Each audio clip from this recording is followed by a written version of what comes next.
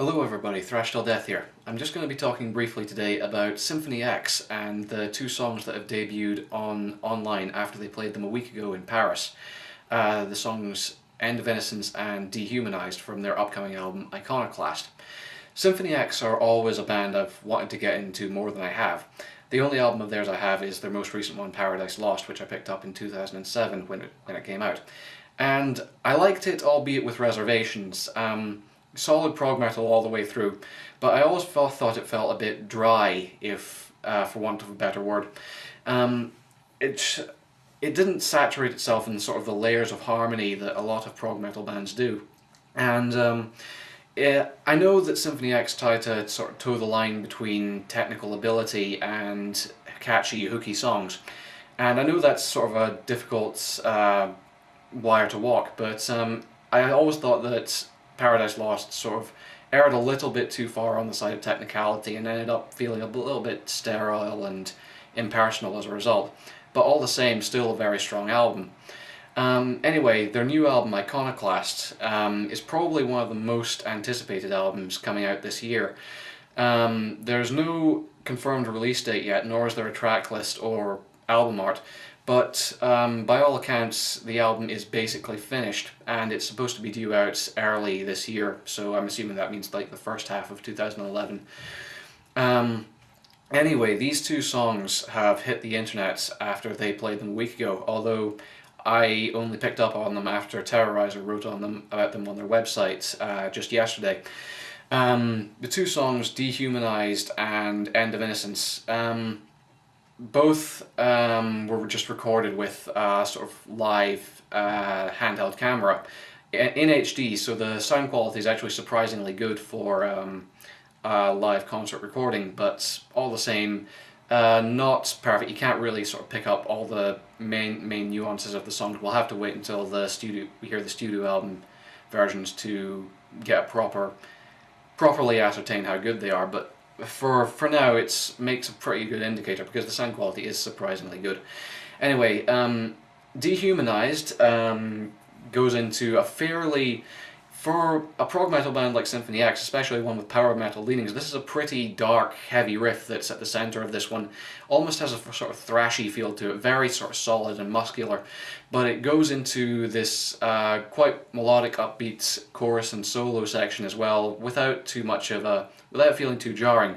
About 6.5 minutes long, so sort of standard for them. But I have to say the song I preferred far more over that one was End of Innocence, which is a much more fast-paced, sort of soaring track.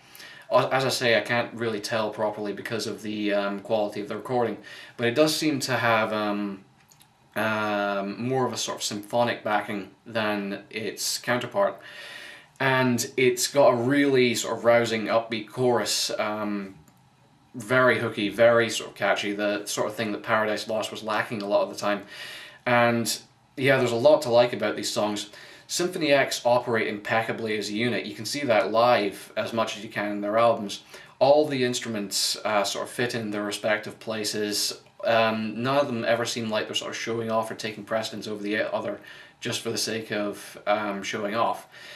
Everything just sort of gels together perfectly as a unit, and the Symphony X have never been sort of masturbatory going into the sort of. They've never been guilty of the same things that Dream Theater have been guilty of, going off on massive 9-minute long instrumental holidays. They keep their songwriting together very tight and operate very closely as a unit.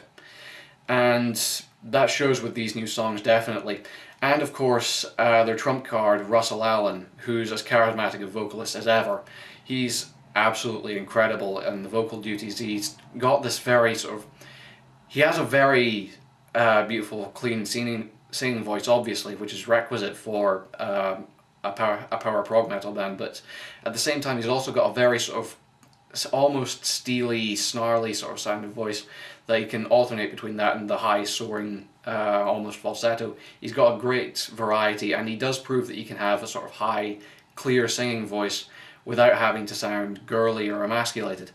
But you don't have to sound like you're like a coarse guttural screamer either. That is possible to sort of reconcile the two halves. and he's probably one of the best vocalists operating in prog metal today. And yeah, his performance on these songs, particularly the chorus of End of Innocence, which I absolutely loved, just absolutely spectacular. And Michael Romeo, obviously fantastic guitarist, some seriously good solos, very fast, very shreddy, but again, not self-indulgent, not over-pretentious. It remains to be seen whether or not Iconoclast is really going to sort of break away from the dry, sort of impersonal sound that annoyed me about Paradise Lost. But based on these recordings, I think there's a lot to look forward to with this album, and I'm definitely keen to see where it ends up, especially when we start hearing proper studio recorded versions of these songs.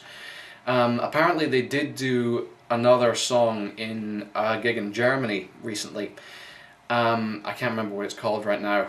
I'll have to get back to you on that. But yeah, once that'll probably hit the internet soon as well, so keep your eyes peeled for that one. Anyway, Symphony X, Iconoclast, definitely one to look forward to for the rest of this year. Until then, I'm Thrashed to Death, and I'll see you on later this week. Goodbye.